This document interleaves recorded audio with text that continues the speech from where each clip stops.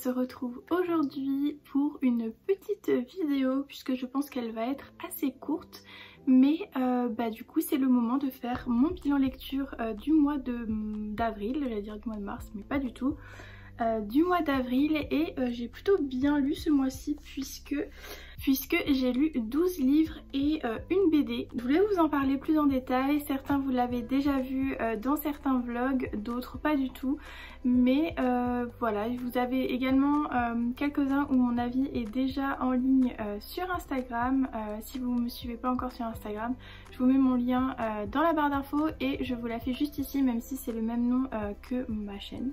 Mais trêve de bavardage, on va se lancer tout de suite puisque j'ai pas envie que cette vidéo dure très longtemps. On va commencer avec le livre avec lequel j'ai commencé le mois et il s'agit de Inheritance Game de Jennifer Lynn Barnes, publié chez Pocket Jeunesse.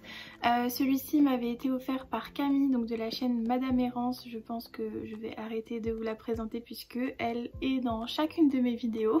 Elle me l'avait offert pour Noël et du coup j'ai attendu quand même avril pour le lire. Mais ce n'est pas grave puisque j'ai adoré ce premier tome. Donc on va suivre Avril qui est une lycéenne en fin de lycée qui rêve d'avoir une bourse pour aller à l'université.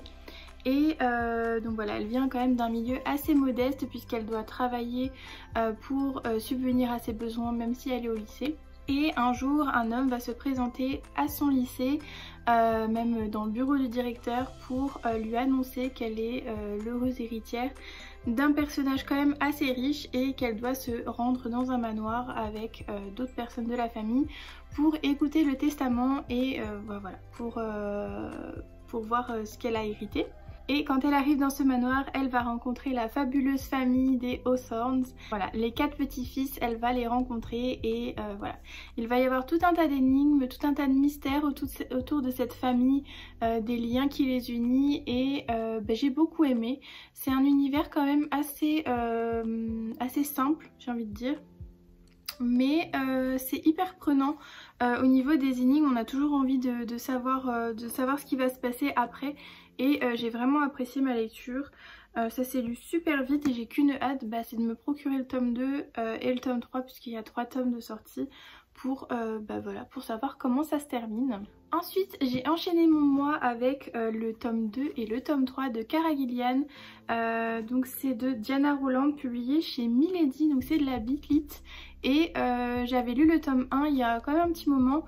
Et je suis Pickwick sur Twitch qui aime beaucoup la Bitlit, qui était en train d'en lire. Et je me souviens que c'était quand même un univers que j'aimais beaucoup. Dans le tome 1 j'avais beaucoup aimé la dynamique, même si c'était assez simple et assez cliché j'ai envie de dire, puisque c'est quand même une série qui date un petit peu, je sais pas s'il y a la date, 2012. Donc voilà, elle a quand même 10 ans cette série, mais voilà, ça se lit tout seul, c'est sympa, il y a des démons, il y a des... Voilà, il y a Cara Gillian qui est quand même une personne, voilà, que j'apprécie, même si je la connais pas, hein, mais que j'apprécie quand même découvrir et voilà, suivre à travers sa vie. Malheureusement cette série n'a pas été finie de traduire en français et donc en fait il y a 10 tomes si je me trompe pas et seulement 7 traduits, donc je pense que je vais m'arrêter. Je pense que de toute façon je les ai trouvés en occasion, donc quand j'aurai l'occasion de les trouver en occasion, eh bien je m'arrêterai à la version française je pense, puisque l'autrice a fait en sorte qu'on puisse lire les tomes indépendamment et elle a bien fait parce que honnêtement en français ça aurait été la catastrophe si on n'avait pas eu la fin vraiment. Mais voilà, c'est des tomes indépendants même si l'histoire derrière forcément se suit. Voilà, à chaque fois il y a une petite enquête dans chaque tome puisque Cara Gillian est policière et inspectrice, donc c'est une série quand même que j'apprécie et que je vais continuer. Et d'ailleurs j'ai une autre série qui m'attend. Je sais plus comment elle s'appelle mais on me l'avait recommandée avec celle-ci et j'avais acheté les deux sur Vinted, donc j'ai encore de la Bitlit à lire et ça c'est cool. Ensuite je pense que je ne vais pas vous faire le résumé, mais j'ai lu donc La nuit où les étoiles se sont éteintes et Le jour où le soleil ne s'est plus levé de Neil Gaiman et de Maria Lino, publié chez Albin Michel. Vous savez que j'ai adoré ces deux livres. Je vous remets le lien de mon vlog, ou juste ici je sais plus. Je vous remets le lien de mon vlog où je vous décris vraiment mon avis en détail. Vous avez même une petite partie avec la rencontre des autrices. Donc je vous remets ce lien, voilà, si ça vous intéresse d'aller voir mon avis. Mais en tout cas sachez que c'est des coups de cœur. On poursuit ensuite avec un autre livre de Neil Gaiman, mais cette fois-ci avec Mathieu Guibé, toujours chez Albin Michel. C'est Ashes Falling for the Sky, donc voilà. C'était vraiment trop bien. D'ailleurs j'ai acheté le tome 2 et la petite nouvelle, mais il est plus gros que les deux tomes. Mais voilà, le petit préquel avec l'histoire de Ash et de Zach. Et voilà. Ça veut bien dire ce que ça veut dire, c'est que j'ai adoré la fin, j'étais en PLS. C'était vraiment chouette, c'était super bien écrit par contre, je suis vraiment fan de l'écriture. Dans ce roman, on va suivre Sky et Ash. Donc Sky va se retrouver à une soirée étudiante puisqu'elle vient de rentrer à l'université. Je crois que je vous en avais parlé dans une vidéo parce que ce petit monologue je m'en souviens. En gros elle va se retrouver à une fête avec sa colocataire et elle va tomber sur Ash. Il va se passer quelque chose entre eux ce soir là et du coup leur vie va changer à tous les deux puisque ils ne vont plus pouvoir se passer l'un de l'autre. Et bah voilà, on va les suivre un peu dans cette histoire assez compliquée.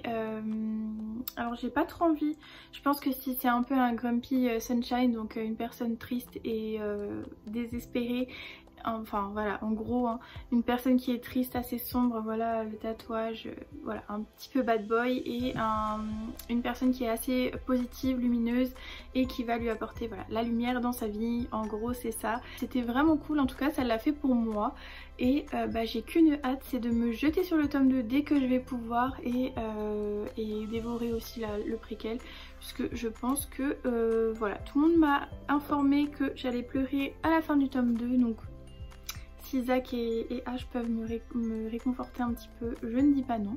Ensuite j'ai lu le nouveau Brandon Sanderson, donc Manuel de survie du sorcier frugal dans l'Angleterre médiévale, publié chez Le Livre de Poche, qui m'ont gentiment envoyé ce nouveau livre qui est juste trop bien. À l'intérieur vous avez même des petites illustrations.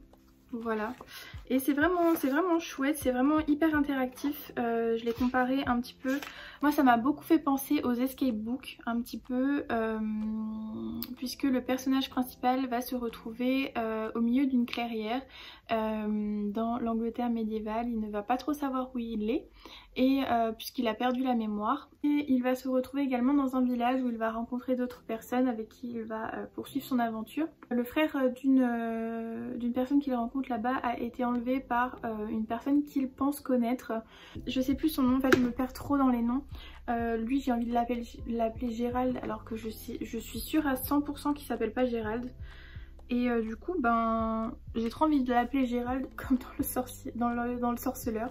Mais bref, donc il va rencontrer Séphawin dans ce village, et son frère a été enlevé comme je vous disais, par une personne qu'il pense connaître, donc même un de ses collègues, puisque en fait on va être dans un monde un peu SF, puisque au fil des pages on se rend compte qu'en fait cette personne est dans un jeu qu'il a, voilà, donc c'est comme je vais vous montrer, votre propre dimension. Donc en gros vous pouvez choisir dans quel milieu vous voulez aller. Et voilà, en fait c'est un jeu qui vous téléporte n'importe où vous voulez, vous pouvez tout choisir, et au fil des pages on se rend compte qu'en fait il est dans ce jeu mais qu'il ne se souvient plus, et bah du coup voilà, on va le suivre dans cette aventure. Et c'est pour ça que je l'ai beaucoup, au début ça me faisait super penser à un jeu vidéo, en fait j'avais l'impression de lire le déroulé d'un jeu vidéo, c'était trop drôle. Donc en plus c'était la période où j'ai joué à Hogwarts Legacy, donc les quêtes et tout ça me faisait trop penser à ça, c'était trop drôle.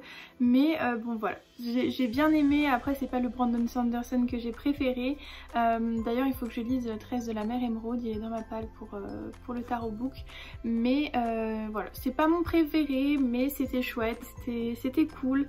Il y avait plein de petites références, et bah voilà, ça fait partie de ces 4 projets secrets qui vont sortir cette année, donc voilà, c'était plutôt cool. Ensuite j'ai lu deux petites pépites que j'ai découvertes en jeunesse et il s'agit de la petite saga de Archibald Bloomer publiée chez Ozu et écrit par Rod Marty. J'ai adoré, c'était tellement bien, comment vous expliquer, c'était trop cool. En fait ça m'a réconcilié un peu avec la lecture, comme je vous le disais dans le vlog, c'est une ode aux auteurs, vraiment, je trouve que ça les met hyper en avant. On va être dans un monde où Archibald n'a pas le droit de lire, sa mère l'interdit de lire, et forcément avec son amie Lizzie, Lizzie qui va lui montrer un livre.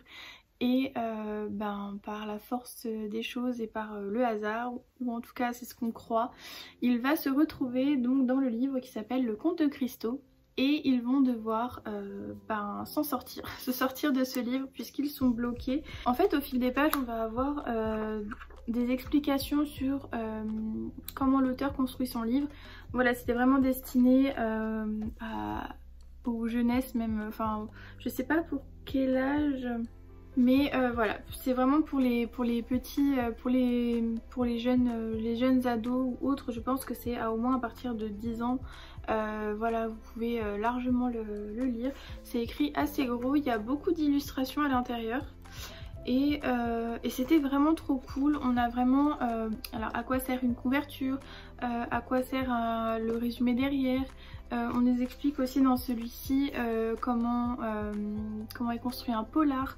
Donc en fait ils vont vraiment suivre une aventure et Lizzie va lui dire ah bah ça c'est l'intrigue, enfin ça c'est le cliffhanger. Voilà, on va vous apprendre un peu comment l'auteur construit un récit en fait, et c'est vraiment comme je vous ai dit, mais j'avais l'impression de célébrer les auteurs. Ces livres montrent vraiment le travail de l'auteur, et quand on le lit même à mon âge, on se rend compte finalement que voilà, un livre, même si on doit le lire pour donner notre avis dessus, et il se cache un auteur derrière qui a réfléchi à l'intrigue, qui a, voilà, parfois on a tendance un peu à l'oublier, et j'ai trouvé que ça remettait vraiment les choses en place, et c'était vraiment très chouette. D'ailleurs j'ai qu'une hâte, c'est qu'il y en ait un troisième, voilà, parce que c'est très rare que les jeunesses m'intriguent autant, mais celui-ci il est vraiment chouette, donc je peux que vous le conseiller. Et puis regardez-moi ces couvertures. Donc voilà, en fait vous avez ça, et je trouve ça trop beau. Vraiment celui-là c'est mon préféré, et même au niveau de l'histoire je l'ai préféré. Après vous savez mon amour pour l'automne, Halloween et tout, donc ça ne pouvait être qu'une évidence. Et un autre livre d'Ozu que j'ai également beaucoup aimé, c'est Battle Dragon, donc le tome 1, La Cité des voleurs, de Alex London, toujours chez Ozu, et c'était vraiment trop cool. Dans le mail pour qu'on puisse choisir nos lectures, il nous disait que c'était un coup de cœur de l'équipe éditoriale, et vraiment je comprends pourquoi. C'était trop bien avec les dragons et tout, j'ai vraiment beaucoup trop aimé. Il y a aussi une petite référence un peu geek, puisque on a en fait le protagoniste, donc le personnage principal, joue à des cartes, donc là c'est Dracotech, et c'était trop cool, genre la petite référence aux cartes Magic, aux cartes Pokémon et tout, j'ai vraiment trop aimé. On va suivre Abel qui rêve de devenir protecteur de la cité comme son frère Silas, puisqu'ils doivent monter un dragon. Et au lieu de ça, finalement c'est juste un collégien qui joue à ses cartes Dracotech, qu'il collectionne. Il collectionne également une petite BD que sa sœur lui ramène toujours de la librairie, et un soir elle va lui ramener une BD assez spéciale, puisque dans ce numéro lui donne une adresse à laquelle se rendre, et il va y trouver un dragon.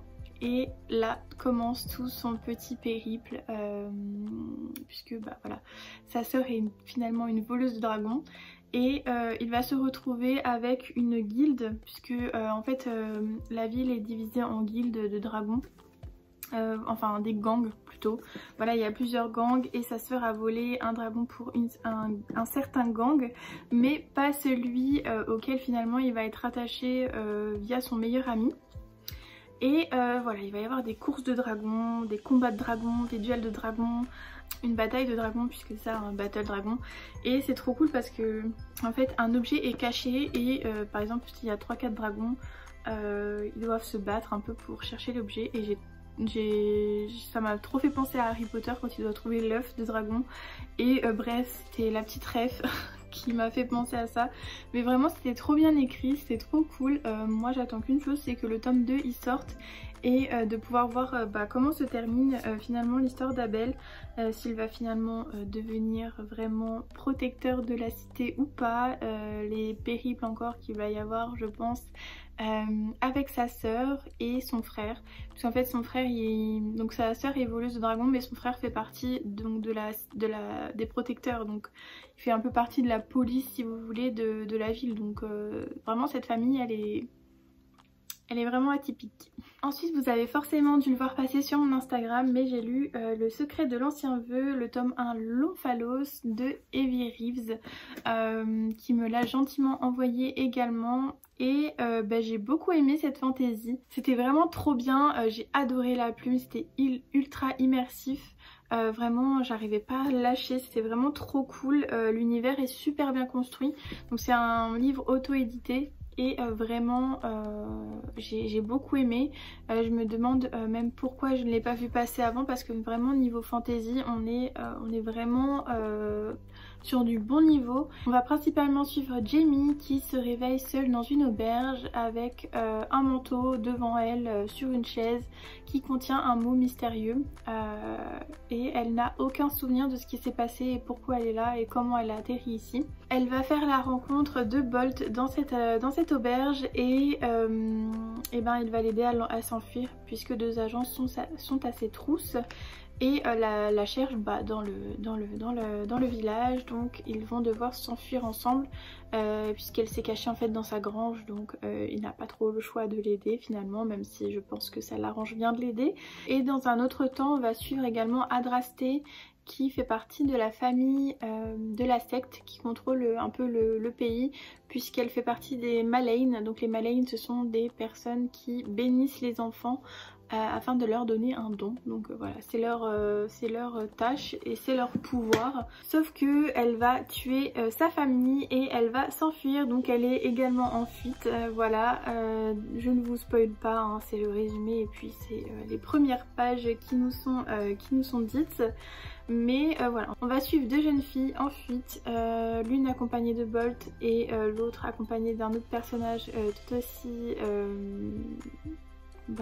aussi intéressant. C'était vraiment cool, c'était une fantaisie, il y a des dragons, c'est trop bien. Et voilà, bon, franchement tout m'a plu. Alors certes il manque peut-être un petit peu de description, c'est en tout cas la seule chose qui m'a manqué dans ce livre. Mais sinon c'était vraiment cool. Franchement ce mois-ci on part vraiment sur des lectures plutôt chouettes. Et ça fait du bien. Voilà. C'est un mois d'avril plutôt rempli de découvertes et ce n'est pas fini puisque j'ai lu Les émissaires du lien, donc de Hélène Bess, publié chez Inceptio, donc que j'ai lu en e-book. Je sais pas si vous verrez ultra bien, mais la couve est orange normalement, donc elle est trop belle. De toute façon je pense que je me prendrai le livre aux Imaginales puisque l'autrice sera là. Si je ne dis pas de bêtises c'est un one shot et c'était vraiment... Alors là au niveau des descriptions j'ai été servie puisque c'est un univers où voilà, on a des émissaires qui sont chargés de faire le lien entre voilà, c'est un peu un porte-parole entre la nature et les humains. Les humains sont obligés de se protéger depuis quelque temps à cause d'un phénomène qu'ils n'expliquent pas puisque la nature les attaque. Elle va devoir aller rencontrer... Mes livres sont tombés. Donc on va suivre Titania et ce messager au début du livre qui vont devoir aller rencontrer le roi puisque le roi a besoin de réponses et vu que c'est l'émissaire et que c'est la porte-parole également de la nature, il a besoin d'avoir des réponses et du coup il la convie au royaume, enfin au château, et il va se passer plein de choses. Une racine va sortir de terre et détruire un quartier, les animaux sont beaucoup plus agressifs, la nature reprend vraiment ses droits puisqu'elle commence à empiéter un petit peu sur, voilà, sur le royaume. Donc il va se passer plein de choses comme ça qui sont un peu bizarres. Et voilà, donc en gros c'est le combat de la nature contre les hommes et j'ai vraiment beaucoup aimé ce côté là. Ça nous fait, moi ça m'a fait un peu peur personnellement parce que si ça arrive un jour on n'est pas dans le caca, mais voilà, c'était vraiment trop bien, en tout cas ce côté là. Et moi c'est une autre perspective que j'ai beaucoup aimé. Moi ce que j'ai beaucoup aimé c'est le côté un peu, puisqu'on a des alchimistes. Et on a également le point de vue, alors je sais pas si je peux vous le dire, mais on a également un autre point de vue, alors j'arrive pas à retrouver le nom, je suis nulle avec les noms, mais en fait on va suivre un point de vue, j'ai envie de dire antérieur, et c'était vraiment bien parce que on avait ce côté un peu sorcière pour chasser, enfin voilà, c'était vraiment un peu la chasse aux sorcières, les sorcières étaient un peu mal vues et finalement bah, Titania elle est considérée un peu comme une sorcière et on a tout ce côté là un petit peu ben sorcière, ok elle nous aide mais ça reste une sorcière donc c'est un peu... Enfin voilà, moi j'ai beaucoup aimé ce côté là, ce côté alchimiste aussi, on a des alchimistes, voilà. Moi c'était ce côté un peu magique et sorcière qui m'a beaucoup plu. Et combiné à la nature, c'était vraiment une chouette lecture. Alors c'est pas un coup de cœur, mais vraiment c'était une chouette lecture. J'ai passé un excellent moment avec cette lecture. Je l'ai lu en 2 jours, alors que sur la liseuse il fait 325 pages et autant vous dire que ça en fait au moins, ouais ça en fait 400. Donc c'est très rare que je lise des livres sur liseuse en 2 jours. Mais là vraiment l'univers me plaisait énormément. On avait des petits animaux aussi. Forcément Titania elle a un petit animal qui est lui gentil, donc Puck, qui est trop bien. Moi j'aime trop quand il y a des petits animaux qui sont rajoutés dans les sagas, enfin dans les livres un peu fantasy. Et là c'était le cas et c'était vraiment trop bien. Franchement j'ai rien à redire, c'est... voilà. Et au niveau des descriptions je suis servie puisqu'on a eu plein de descriptions de nature, de châteaux, de trucs comme ça. Donc c'était vraiment une très bonne lecture. On va finir avec la petite BD puisque j'ai lu Equinox, le cheval de lune de Aurélie Wellenstein et de Aurora Gate. Donc Aurélie a fait le texte et Aurora a fait le dessin. Et le dessin, quel dessin, j'ai envie de dire. Alors j'essaie de vous montrer une planche plutôt chouette, voilà, où on a les 3. De toute façon je crois que je vous en avais déjà montré, mais vraiment... ben, j'ai encore bien aimé. Alors j'ai vu beaucoup d'avis un peu négatifs sur le fait que l'action va hyper vite et c'est le cas. Mais je pense que c'est pour mieux introduire la suite. Alors pour le coup, c'est pas du tout les petits poneys roses sur un arc-en-ciel, pas du tout. Même si le dessin peut faire penser à ça. Moi ça m'a fait beaucoup penser aux Wings un peu et je pense que c'est un peu cet esprit là qui a été exploité. Même si on n'est pas du tout sur la même chose. Mais là dans ce premier tome, on va suivre donc les 4 personnages que vous voyez ici. Alors pour les noms pareils, je suis horrible avec les noms, franchement. Alors on a Céliane, Aileen, Camara et Soalia. Vous les avez toutes les 3 ici, enfin toutes les 4 ici. Qui à la pleine lune, donc dès que la lune enfin voilà, passe par ici, en fait elle se transforme donc en animal, donc ici en chevaux, en licorne, ou en tout cas en quadrupède, c'est ça, bref en cheval quoi. Et donc on a d'autres animaux et d'autres personnes qui se transforment en autre chose. Vous voyez là il y a des renards, des zèbres, on a tout un tas de choses.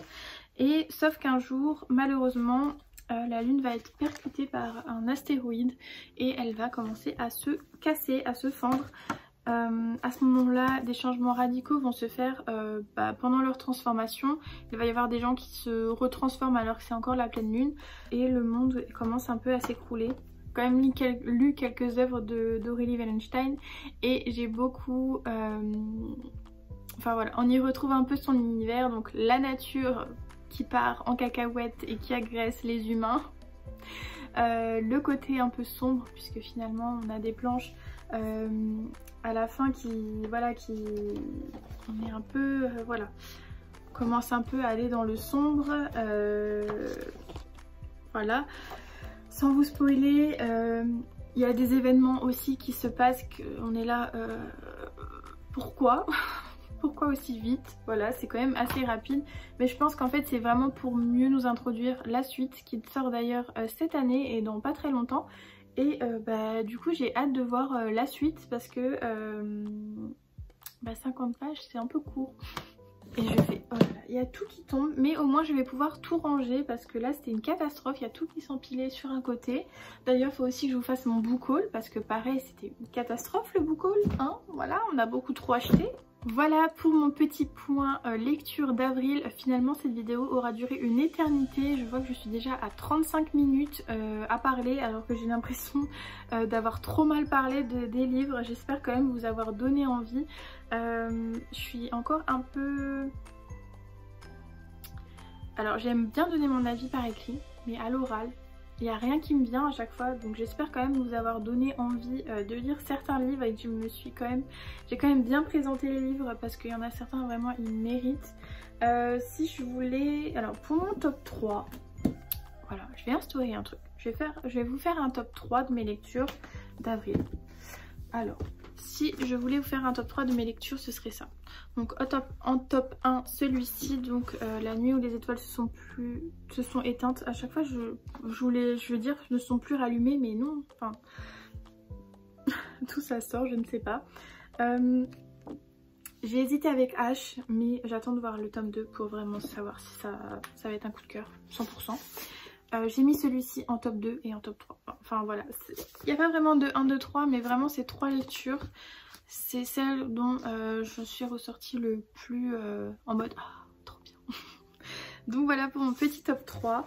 Dites-moi vous votre petit top 3 du mois d'avril, ça m'intéresse énormément. Voilà, je vous attends dans les commentaires avec vos lectures coup de cœur du mois. N'hésitez pas à mettre un petit like si vous aimez ce genre de vidéo. J'avoue que je suis pas encore très assidue dans mes updates. C'est pas une vidéo spécialement que je regarde chez les autres, donc j'ai un petit peu de mal à le faire. Mais c'est toujours cool de faire un petit résumé de nos lectures. N'hésitez pas à me mettre un petit commentaire, même un petit cœur si vous passez par là et que vous n'avez pas trop le temps. Et on se retrouve dans une prochaine vidéo qui sera sûrement un book haul. Et en attendant, je vous souhaite de passer de très belles lectures.